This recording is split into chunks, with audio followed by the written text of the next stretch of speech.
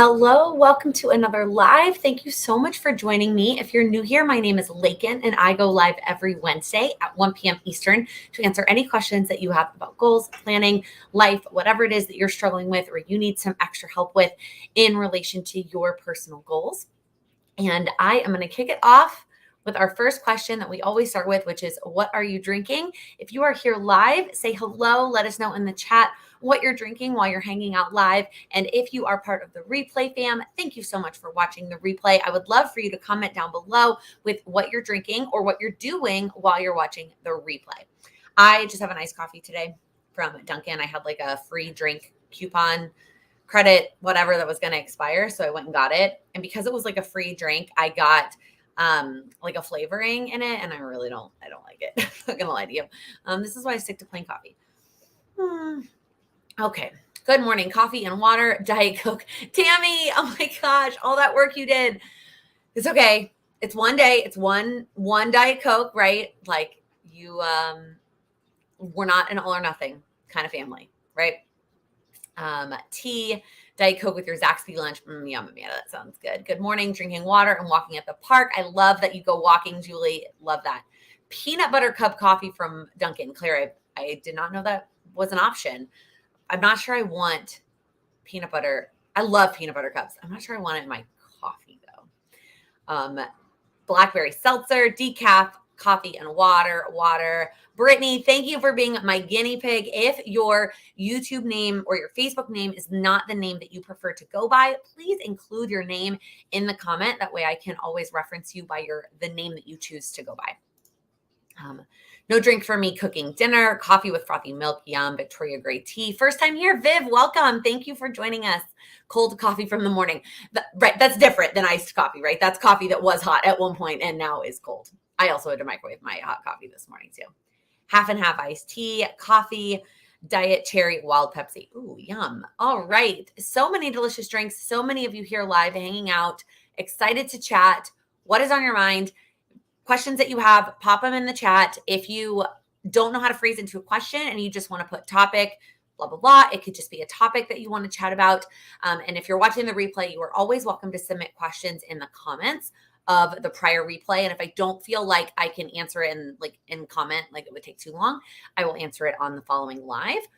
Same thing with Instagram. You're always welcome to submit questions on the Instagram Q&A box.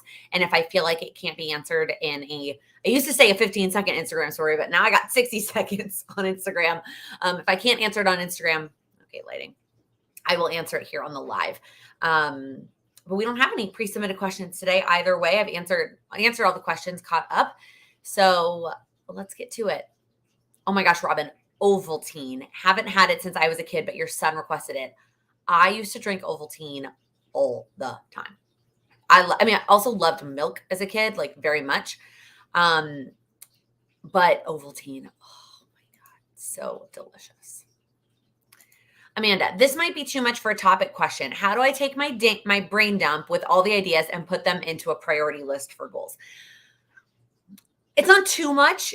And I don't know if you're asking for like right now or if you're asking for like for 2023, because this is definitely a topic that we're going to cover in the goal setting sessions for Patreon, which by the way, if you aren't a member or you haven't seen, I posted about it on Instagram. I have not posted about it or shared about it on YouTube. I did nail down all of the December sessions for goal prep for 2023 within Patreon. And so this is definitely a topic. Okay, for you clarified for 2023. So that is going to be one of the topics, right? Where we take all of our ideas and create them, actually prioritize them, and then turn them into goals.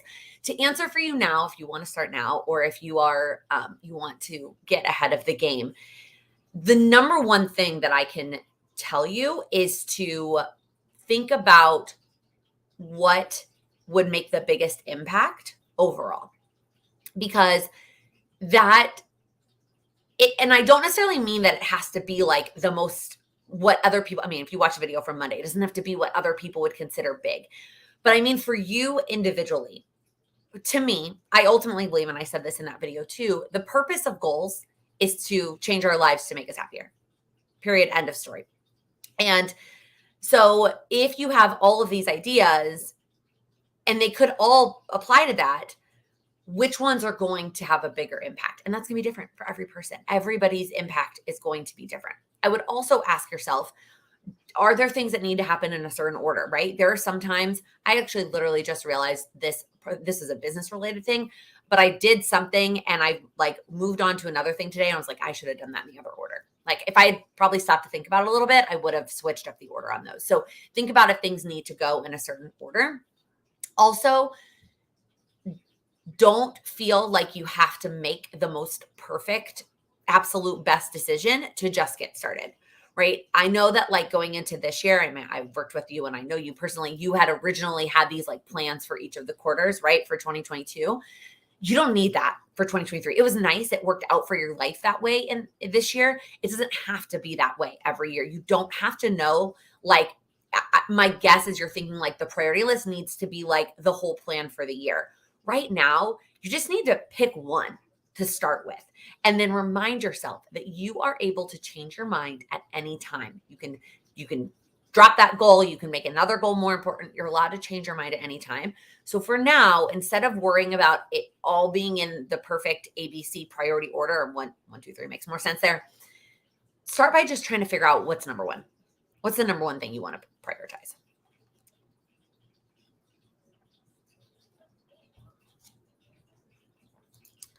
Oh, I do not want to mispronounce your name. If you want to comment with how you pronounce that, I would love that, but no pressure. But I don't want to mispronounce it. Your question is, how do you keep motivated with your planner? I just fell off the wagon. So first off, I have to say this happens to all of us, right? We all have times, busy seasons, emotional things. There are always going to be times in our lives where we fall off the wagon or we stop using our planners, our products, whatever it is. Don't be too hard on yourself, right? That always happens. So don't fret about like it's you're not alone, right? This happens. So when it comes time to getting back to it, motivation comes from momentum and momentum comes from action. So what you have to do is start taking action. And so you have two options here. Options are getting back into the planner you were using before. And if that's the route that you want to take, you commit to getting back into that planner. I would keep it as simple as possible. No stickers, no washi. Like keep it very, very simple and remind yourself what's working about that product. What's working about that planner that works for you in your life and your goals. Option two, which is what I always do to start myself back into planning when I quote unquote fall off the wagon, is I start with a notepad. I just keep it simple. I don't worry about a fancy layout. I don't worry about hours or anything. I just like have a list on a notepad and I get back to taking action with a list, with a notepad, and then I transition into using my planner. Hopefully that was helpful.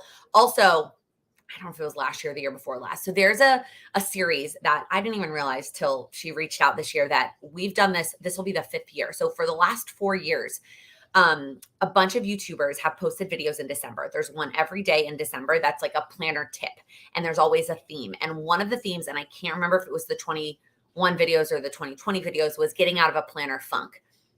I would highly recommend going back and watch those. I'll link it after this is over. I'll find mine, and then you can watch mine, and then you can go watch whoever else's you want to watch. But that might also help you with this question.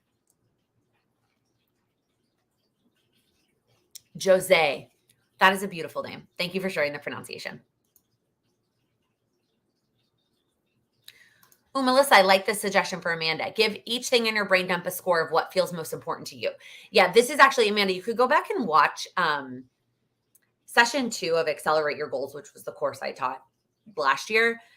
One of the concepts I talk about in this is giving a score and picking your own categories. So maybe the categories are biggest impact, right? Then longest time, shortest to longest time to complete, right? Whatever. You pick categories and then you give them a score. And then whichever one has the highest overall score, that's the one you start with. If you want to get really technical about it, that's definitely an option. Amanda, I know that I'm moving in the middle of the year. Is it smarter to just do 6-month goals and then in June do another session? That's definitely an option. You don't need to worry about the entire year. You also could just do 3-month goals. If you don't want to, if you maybe by the time you get to Q2, you're just going to be thinking about your move, right? I definitely wouldn't set overall annual goals if you're moving. I take that back. I wouldn't say you can't set them, But if you set them, number one, have them as like loose visions of where you want to go, right? Not necessarily like I'm for sure going to get to this by the end of the year. Also, allow you hold them loosely, right? Where you could change your mind if you want. LaShawn, question. With the busy holiday season approaching, would you separate out a different planner or inserts for this time of year? I am the person coordinating for our large family. This is a great question and one that I struggle to answer because I personally don't do a lot of additional planning for this time of year. As somebody who is still a child technically in like the family dynamic, right? My parents are the ones that are still doing all of this organization. I'm not doing any of it yet, not hosting anything. Mostly it's booking my travel home for the holidays and then presents. So for me, for presents, I do it in a spreadsheet. Like I've never been able to do that pen and paper. If you feel like it would be too much, you have more that you want to do than would fit in your everyday planner, I think having a separate planner or a separate notebook, separate inserts is a great option.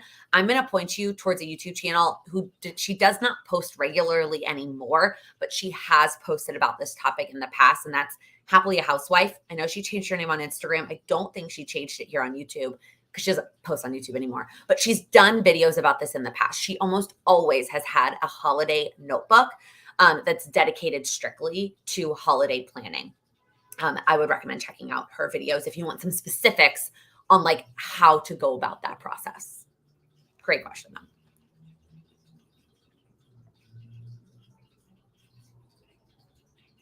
Hang on one second. Let me block this troll on Facebook. Okay. Oh my God, the lighting. The lighting gets all funky when I like look at different ways. Speaking of brain dumps, how do I take my overwhelmed this week need to write everything down on a long list and transform it to a reasonable plan of action? You're also not alone here because we all struggle with this, myself included. Coming from someone who just started doing kind of weekly brain dump lists and then has not executed on them at all. For me, pretty much the only way that I found that this works is that unless it is a 5-minute or less task, I have to schedule actual time to get it done. So I have to map out by hour, when in my calendar is this thing going to get done? Because otherwise I will just have this list that's very unrealistic. It's never actually going to get done. And most of the time, this does require us to prioritize to some extent because there are only so many hours in the day and you likely have more things on that list than you're actually going to be able to get to in any given week, while also following through on your other commitments and rest and self-care and all of those other important things that need time in your schedule. So what I would do first is you take this list, this brain dump list. I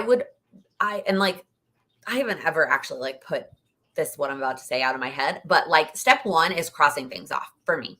And by crossing things off, I mean, maybe move it to another list that you can't see, but like step one is like, what actually doesn't have to get done this week? Step two is estimating how long things are going to take. And I always, always, always overestimate. I'm going to be way more successful if I overestimate and have more time than if I underestimate and feel behind. So estimate how long things are going to take and then actually schedule it out. And unless it is a 5-minute or less task, it does not get to live on a to-do list. It has to live in my calendar. That's the summary. And I'd also like to say that I don't always follow through on that plan as much as I would like to.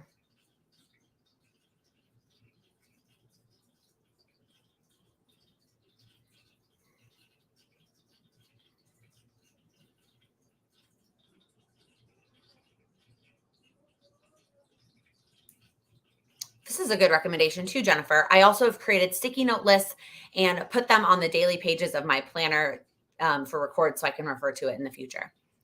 Absolutely.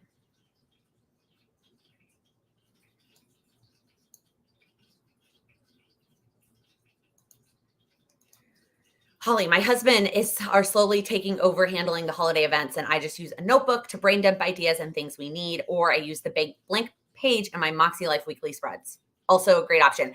And yeah, to answer LaShawn's question, it really depends on what planner you're using, right? Whether your planner has those extra blank pages that you could use specifically for holiday stuff this time of year, or if you're using a very minimal planner that doesn't have a lot of extra space for you, you might need a separate space, right? That answer is going to differ depending on what type of planner you're using.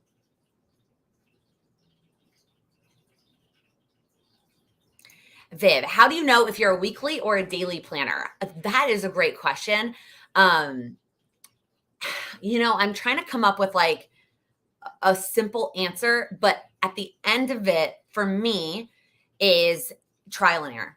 So trying the different time frames of planning and seeing what works for you, and then being okay with changing it up if you need to. A lot of companies have printables on their website that you can print out and try different layouts and weekly and daily and see what works for you.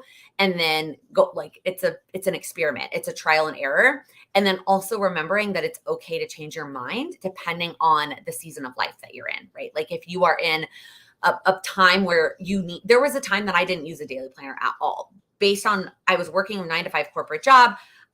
Especially before I had a YouTube channel, I didn't need a daily layout. Like that was way too much space. And then I transitioned to starting to use a daily, but not an hourly, because again, still working that 9-to-5 corporate job. And then from there, it was like still using a daily, but now I'm using an hourly. I actually have the Plan With Me video coming out soon is tips on using a daily planner. And that may help you also kind of determine if that is a good fit for you.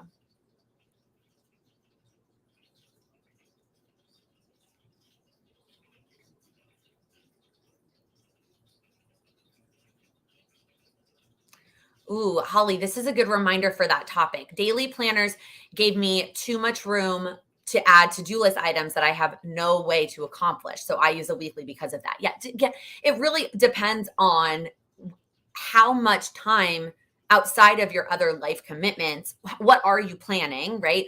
And do you need a weekly or daily to accommodate for that? If you've got a lot of outside commitments that aren't going to that take up your time, then a daily might be too much for you. Everybody's gonna be different.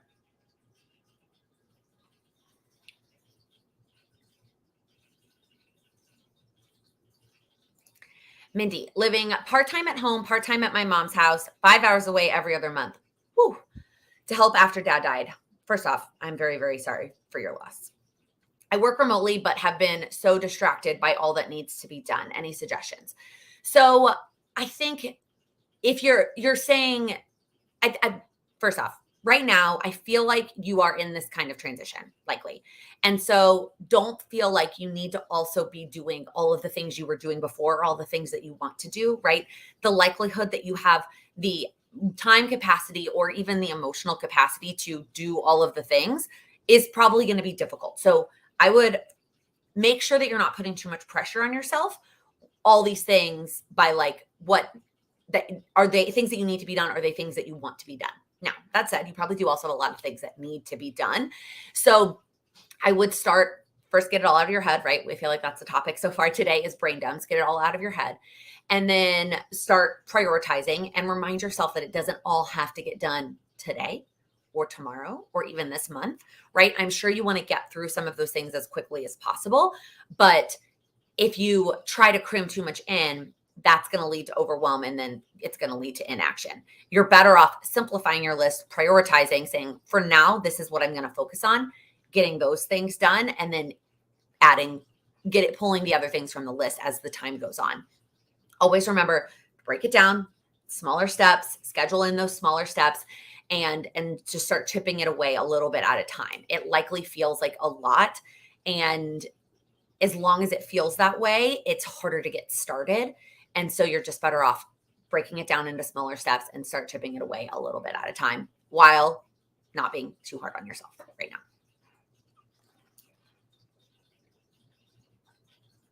now.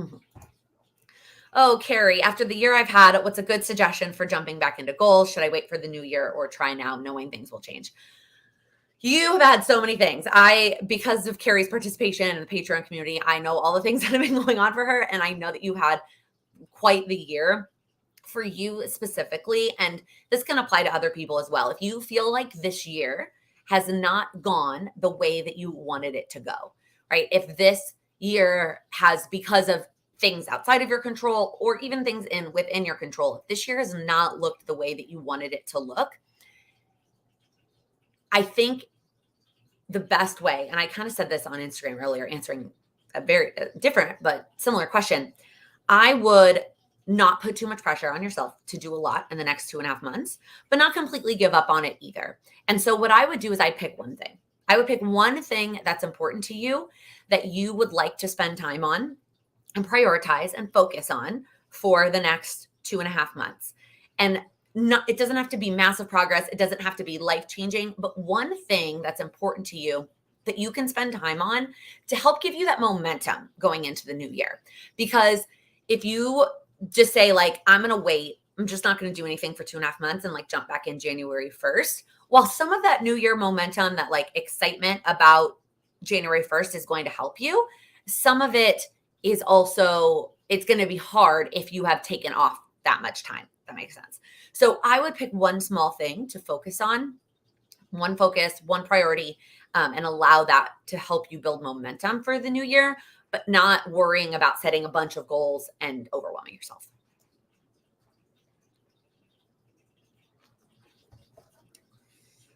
Yeah, Tammy, having a single focus for the end of the year is helping minimize my overwhelm in general. Yeah. And if you watched my quarterly and monthly goals videos that went up last week, I am also very much minimalizing what I'm focusing on. I didn't pick one thing, but I definitely narrowed in on things for the end of the year. And I'm not trying to do 1,000,001 goals and cram it all into Q4. Christy, how do you hold yourself to a schedule? I struggle with not feeling like doing something at a particular time. Like I'll do the task eventually, just not at 11 a.m. Great question. So and I know this, I don't know if your question kind of stems from the answer I gave before, which is I actually have to schedule time. So what I've been doing, because I also don't like necessarily feeling bogged down to like, I have to do this thing at 11 a.m. But when I say that I take things from the list and I give them times, that process, that exercise is really to be much more realistic about what can fit into my schedule. And so while I will give things time on the Google Cal, on my Google Cal, and I talked about this a little bit in the last Plan With Me video I did. I showed kind of how I do this. I do it a lot more with work than necessarily personal things, but you can absolutely apply this to personal goals and tasks and things as well. So I will, in my Google Cal, everything has a time chunk just to make sure it all fits. And I'm not trying to fit, there's a fuzzy on my eye, sorry. Not trying to fit more than can be fit. And yes, most of those times are guesses, right? I'm estimating how long things are going to take. So I fit all those in. And then when I actually plan out my day, I don't necessarily write all the things that I'm going to do at an exact time, because I don't like feeling bogged down by that either. I say, based on how long I think everything is going to take, these are the things I could get to today. I'm going to make those into a do list, and then I'm just going to start executing. I'm going to start working on it. Some things take less time, some things take more time. And if I don't get to all of it, I don't get to all of it. But ultimately, I'm not looking at the calendar like, oh, it's 11 a.m. It's time for me to move on to this next task. I hope that's helpful. I think watching that Plan With Me video, if you haven't yet, will also be more helpful in answering this question.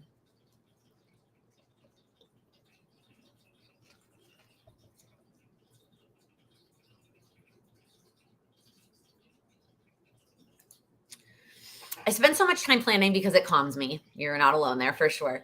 But then I don't have space to execute. It has become like journaling for me instead of a method to achieve goals. And I miss that part. How do I get back? So do you mean like physical space on your planner? Because if that's the case, then maybe you either need a bigger planner, not necessarily bigger as in like size, but like going from a weekly to a daily or something like that.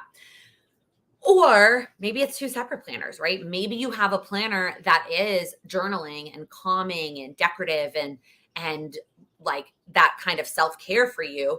And then you also have a planner that is like execution, breakdowns, goals, planning, etc. I'm not sure if that's what you meant by space. If you meant like physical space or like mental space. Robin, how do you remember repetitive life tasks that are not every day, such as hair appointments, oil changes, returning library books? I forget to plan for these things. Am I the only one? I'm going to read you Amanda's response first because I have a feeling it's very similar. I have an online calendar that I put in appointments as soon as they're scheduled, and then I look at the calendar each week when I'm planning. Yeah, this is one of those things, same, that a digital planner has made a massive difference for me. All of these things go into my Google Cal. And then at the beginning of the week, it all gets transferred from my Google Cal to my weekly layout. And then from there, my weekly into my daily. So.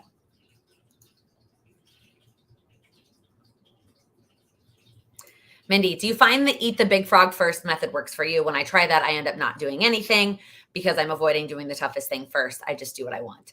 Yeah, it doesn't work for me either. I know that there is a best-selling book called Eat the Frog, and I haven't read it, so I can't say that the book doesn't explain a better way to do this.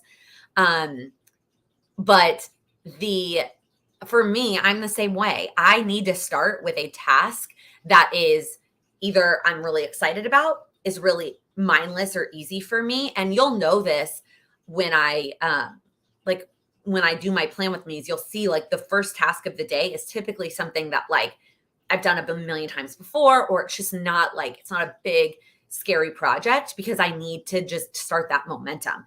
Starting with the hardest thing does not work for me. And I have found that it does not work for most people.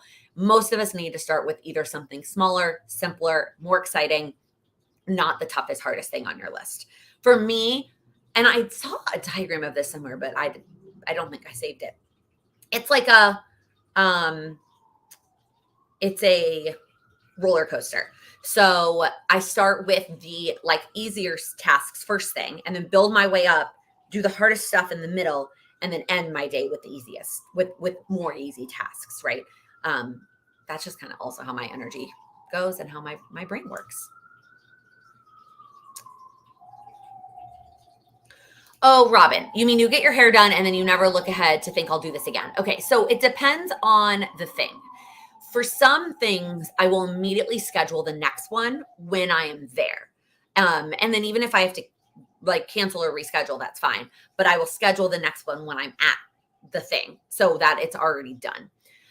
Or for some things, I have it in there on like a recurring basis, right? And even if I push it off, like for example, I dye my hair actually once a month because it fades very quickly. And that is what I found works best for me. I dye my hair at home by myself. So I have that in my calendar, like on a recurring. And then when we get to that week, I usually will move it to whatever day works best for that particular week, but it is recurring in my calendar. Hopefully that helps. Could you review again how you juggle the Google Cal and the analog planner? Sure. So my Google Cal is like we've kind of talked about, where I keep all long-term recurring tasks, both personal and business. Then it is also how I map out how much time I have things that are going to take to get done. That I don't know if that sentence made any sense. Where I can be more realistic about how long things are. I can drag and drop. I can make things longer or shorter, right? I can be really realistic about my time. Then, as in you see in my Plan With Me videos, at the beginning of the week, I transfer everything from my Google Cal onto a weekly planning pad. Right now, I'm using one that I designed myself, and it is it's just an overview of my week, and then I hang that up on my wall. So I can see it on my calendar, on my magnetic calendars. And then on a daily basis, I use a daily planner, and I basically am transferring what I look at on my weekly. So I don't touch my digital planner during the week of the current week. Obviously, I'm going to touch my Google Cal at some points during the week to set up future stuff or to plan next week. But once I've done this week is done. Even if things change, I'll just change it on the physical one, not on the digital one. I hope that makes sense. Will you be reviewing the Moxie Life this year? Do you know if the companion notebooks are coming back? Yes, and yes to both of those things. Does anyone use a digital calendar that's not a Google Cal? That's a great question. Personally, I use Google Cal. My husband uses his iCal. That's his go-to. So I don't know if anybody else does as well.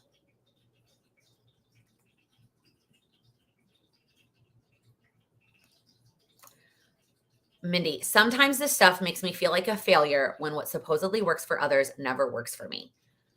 I feel like that sentence is like just gold, right? First off, you are not a failure at all in any sense. I like, if it doesn't work for you, that doesn't mean you're a failure. It just means it doesn't work for you. And so often we feel like failures when we're just all we're doing is comparing ourselves to somebody else, something that does or doesn't work for somebody else. And that is not failing. That is just being different and being different from somebody else. And we can apply that concept to so many things, right? You asked about eating the frog. That is just one of a million things. For all of us here, likely we like physically writing things down is what works for us, right? That doesn't work for everybody. There are a lot of people who don't want to do it that way. Like we just, oh my gosh, I feel like I could go on and on about this topic because everybody is so different.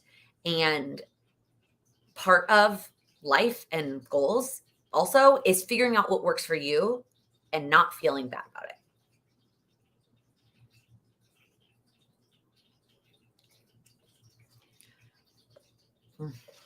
Yeah, you're not alone.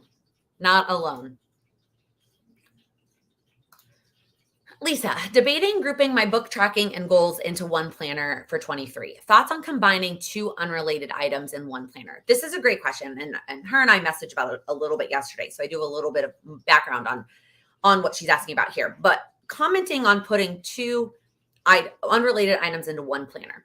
Here are my thoughts on that. Number one is, are these unrelated items things that you want to be able to open up and look at, right? So one of the struggles I used to have, if y'all remember way back when, if you are new here, you aren't going to remember this. I think this was almost 2 years, this was almost 3 years ago. Yeah, it was December of 2019. Holy camoly. Okay, so I took the Erin Condren petite planners to Staples and I ripped them apart and I had them cut them. And I made my own version that had the daily layouts, it had the health planner pages, and the habit tracking pages. In theory, combining all those things together was a great idea. In execution, I didn't like having to flip back and forth between them.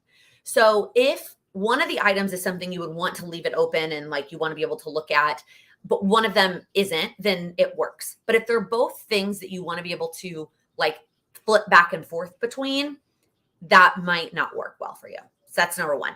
Number two is the frequency at which you're checking in with them. Is that similar? Are you going to be updating them on the same basis? If so, then they probably mesh well together. I think at the end of the day, again, going back to like, it's all an experiment and it's all seeing if it works for you. And if it doesn't, and I know you had talked about ordering plum paper and maybe get a 6-month one, right? And if it doesn't work, you can get something else for the second half of the year. And just, I think, maybe they don't offer a 6-month for that. Maybe it's just for the daily. Either way, I think those are my biggest thoughts is like, are you checking in with them at the same time? And do you want to be able to flip back and forth? Because if so, that would kind of drive me bananas. For me personally, I've always kept everything separate. I like having all of my different things in different planners because I like being able to like spread out and like have them everywhere. But that's me. Right. And that's the summary of today is you've got to figure out what works for you. So hopefully that was helpful in some regards. Ooh, interesting, Jennifer. I use Outlook for the work calendar and iCal for personal. I like the separation and then transfer it to a daily planner for Friday for the next week.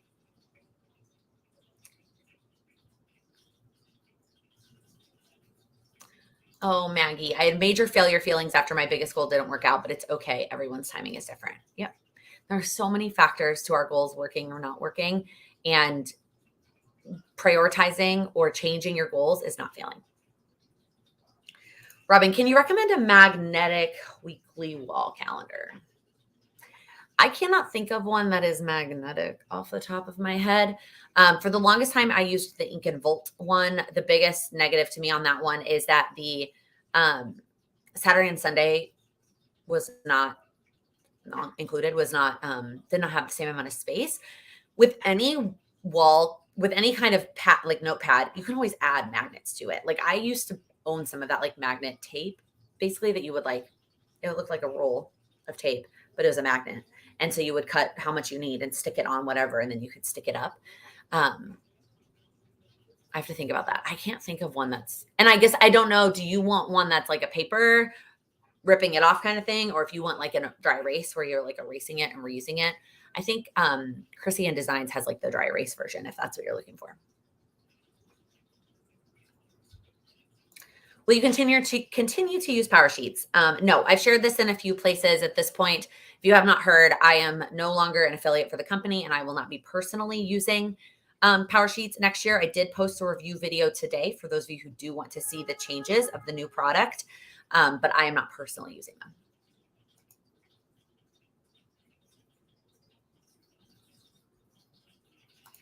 Amanda, general question for you in the chat. I'm trying Moxie Life for 2023. Any suggestions on where to start if I've never used it before, or videos to watch? Yeah, they've got tons of videos on their YouTube channel. And they usually do like a series in December with like where Sierra will get on and like walk through the different pieces of the prep work. They've done it in years past, and I don't know off the top of my head if those are saved to their YouTube channel, or maybe they're in their Facebook group. I'm not sure. But they definitely have done stuff in the past, and I'm assuming are planning to do it again this year. So you should be good and support it there. And yes, Taylor from Tattoo Teacher Plans is like the go-to person on YouTube. I mean, Cindy obviously also uses her Moxie Life and has posted videos every month of her Moxie Life process.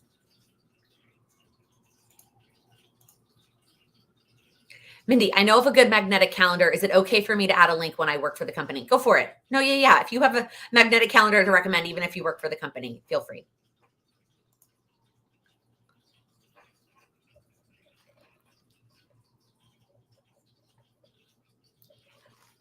Okay, I think I'm finally caught up on questions. A lot of good questions coming in today.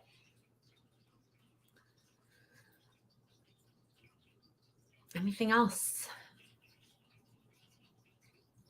As always, not too much pressure on yourself to either do all the things in the next 2.5 months to play catch up.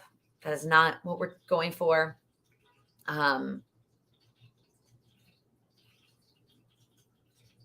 We also have plenty of time to prepare for the new year. So.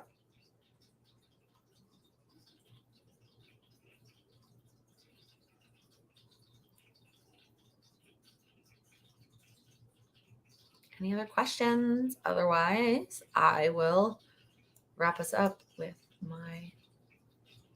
Claire, have you decided what goal planner you will use? I have not.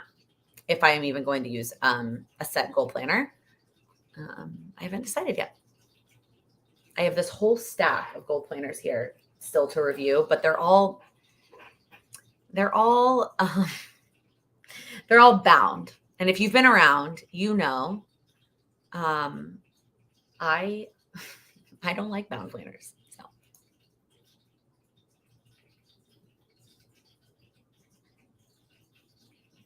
Jenna, this is a great question. Saw your December Patreon schedule. Could you talk about what you'll have in November? Yeah, it is weird that I posted December before I posted November, but in November is going to be the same that it typically is.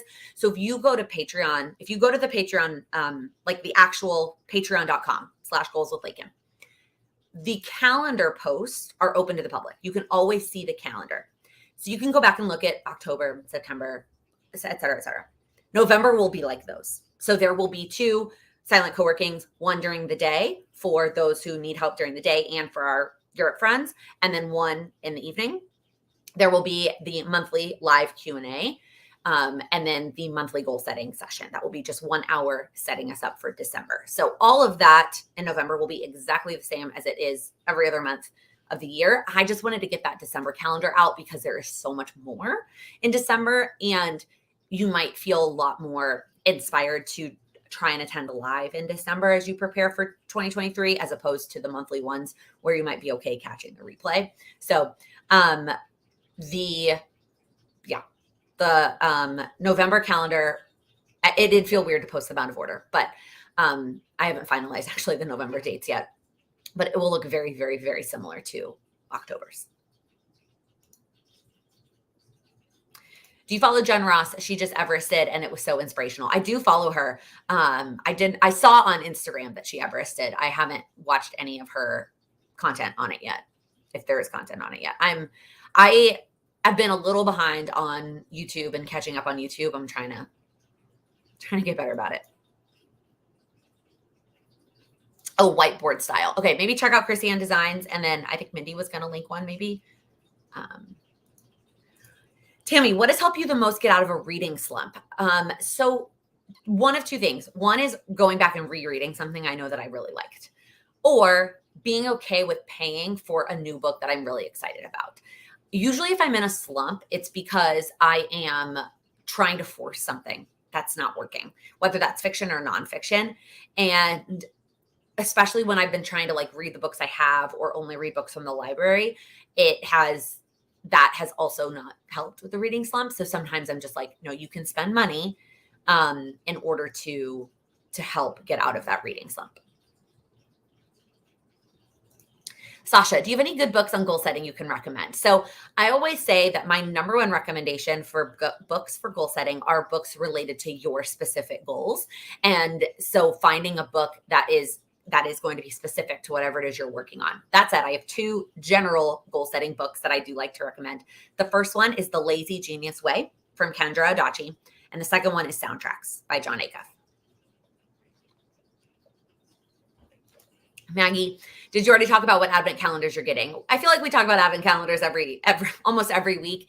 And I don't mind you asking because it's almost like an update question. There's still no update so far. The only one I bought is the Ali Edwards December Daily Advent Calendar. I don't know if I'm going to buy any others. I'm trying to be very minimalistic about my spending and also our accumulation of stuff before we move. So if I do buy any more advent calendars, they will be, what's the word I'm looking for? Perishable, right? So like candy or tea or coffee. Actually, if somebody knows of, I'm going to ask a question. I don't have a coffee maker. I have an espresso, not in Nespresso. I have an espresso machine. It is the Lavazza brand. And then I make instant coffee from Four Sigmatic. If anybody knows of an advent calendar that is instant coffee, that I would buy.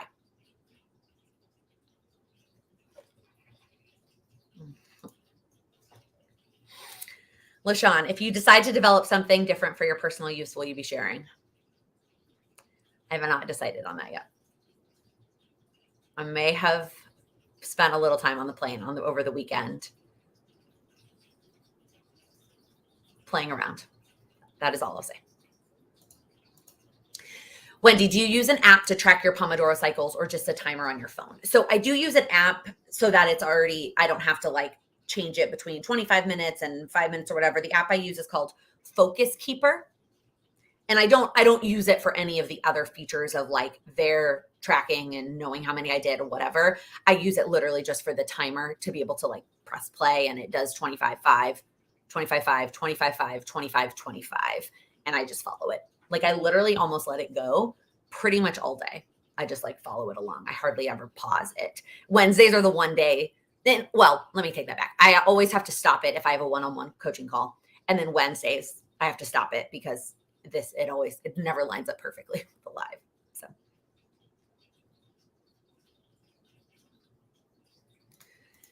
Amy, I'm considering setting quarterly goals next year. Worried it will stall my momentum to have an overarching yearly goal, but I do need to be flexible next year. Thoughts? So knowing what I know about your life situation, yes, I think flexibility is going to be key for you. And I think you can still have overarching yearly visions, dreams, things that you might want to focus on, options even, and then pick focuses for each quarter. And then always the reminder that if it doesn't work for you after one quarter, you can change your mind. I feel like in the years I've been doing quarterly goals, I've changed them how I go about them all the time. And even more so considering that next year, changing it around a little bit. So there's options.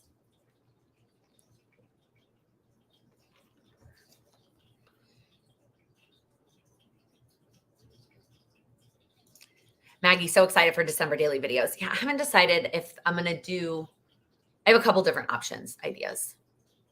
I haven't decided yet how I'm going to do it. How can I become a morning person? So I've talked about this in a few places. If you are not naturally a morning person, forcing yourself to become a morning person is very difficult and not something that I would necessarily recommend. Instead, what I would recommend is the things that you want to do in the morning, put those at different times of the day when you do have more energy.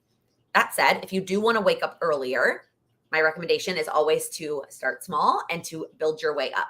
So this week, you set your alarm 5 minutes earlier than whatever time you were getting up last week. Always start with where you're at. You start with where you're at. If you've been getting out of bed at 8 and ultimately you want to get out of bed at 6 and you think that you can be a morning person and make it there, next week at 7:55.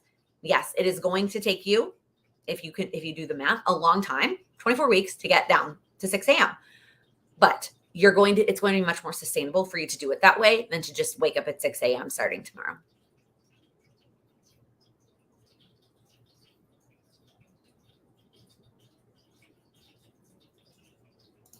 Adrienne, question topic.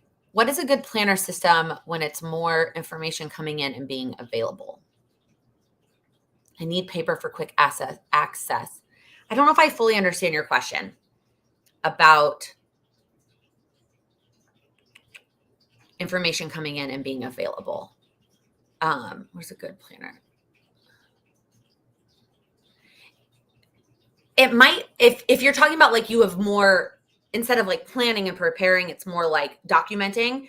It might just be a notebook, might be a better fit for you. Amanda, I love this. Maybe next year our yearly goal can be to set quarterly goals. I think that's a great idea.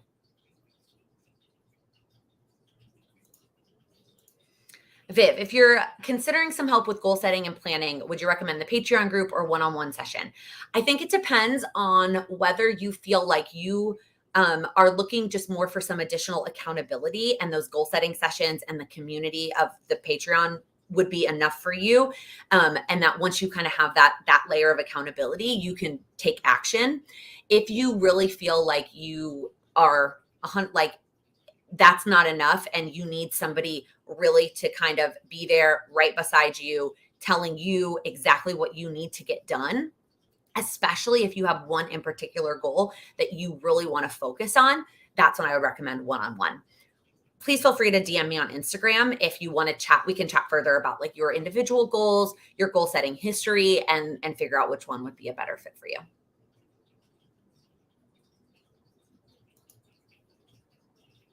Moni, this is your first live. Welcome. Thank you for joining us. Amber, this is a great question. I'm not a runner or a long distance hiker, but I love the big goals that runners have, marathons, everesting, etc. Are there other ways to set big movement goals without being a runner? So they're setting, if you think about it, right? They're setting goals based on mileage. So depending on what kind of movement you're doing, I would set a goal based on minutes. So you could set a big goal that's like, in the month of November, I want to move X number of minutes, right? And set a big goal like that, as opposed to it being them working towards a set number of miles. And especially if you set it like that on a monthly goal, that means that you can, fluctuate on different days depending on how you're feeling. If you want to share what kind of movement you're thinking of doing, maybe I can come up with a better idea on a big movement goal. But I think that would be one for me. And I know you're in the Patreon group. So I have been tracking do I have it handy? My movement. I actually showed this on my goals video too, like this. And what I'm working on is just improving the numbers, right? So I calculated all my September numbers. I calculated both the number of check marks I got and my averages. And then in October, my goal is just to improve that. So when we get to the 15th, I'm going to like run a midpoint calculation and see how I'm doing. And then see, do I need to push myself a little bit in the second half to or am I like on pace to beat my September numbers?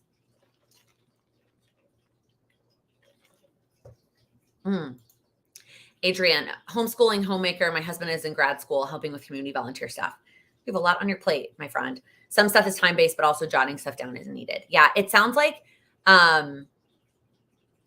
this is, Ariana made a great suggestion, a plum paper with a bunch of notes pages. I was going to suggest maybe it's a monthly planner, because it sounds like for the most part, you have some timed stuff that could go on a monthly calendar, but you don't maybe need much more than that. And then just a bunch of notes pages.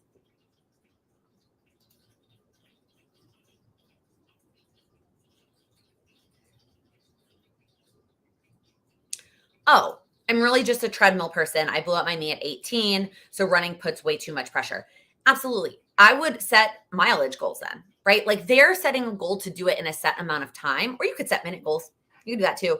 Depends on how you want to push yourself on the treadmill. You also could set goals to beat like a certain, I don't know what kind of treadmill you're using. If there's like an output score, right, that combines your speed and your incline. Like I think about the Peloton like output score. I could set goals to like beat my Peloton outputs or to get a total number of outputs over the course of the month. So you could set goals that way too. But you could absolutely set mileage goals. You could set minute goals, and just do it over the course of a month, as opposed to like they're working up to doing it all in one go. That's a good question though. And that's why I started doing this, because I felt like I was getting too complacent is the right word, and like the fitness I was doing.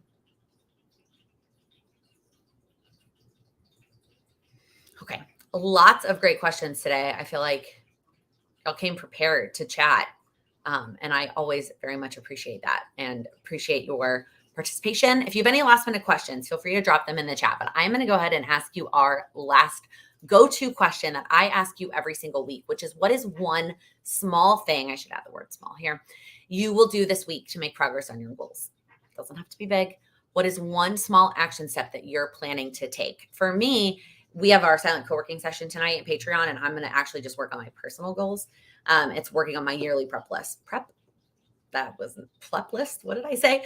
My yearly prep list. I'm going to work on that tonight during the co-working session. I'm also hopefully folding a load of laundry. Those are the two things I would like to get done tonight. It doesn't have to be something you're going to get done today. My example just happens to be something I'm getting done today because the rest of the weekend is dedicated to dance. So what is one small thing? Share. If you are here live, share it in the chat with us. If you're comfortable sharing. If not, just jot it down somewhere. And then if you're watching the replay, I would love for you to share in the comments.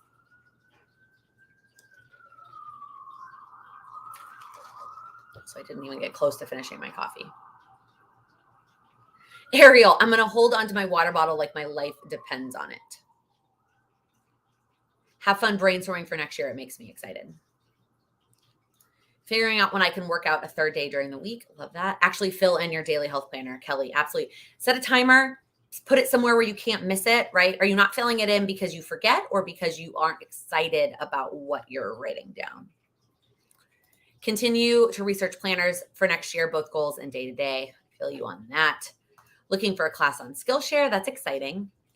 Help your mom go through one of the many desks full of stuff since 1963. Holy camole, Mindy. One drawer at a time, right? That's how you get through that. Carrie, figure out your small goal for the rest of the year. I love that. Get one large bag of stuff to donate and actually get it out of your house. Just one bag. That's it, Michelle. That's all you're going for, one bag.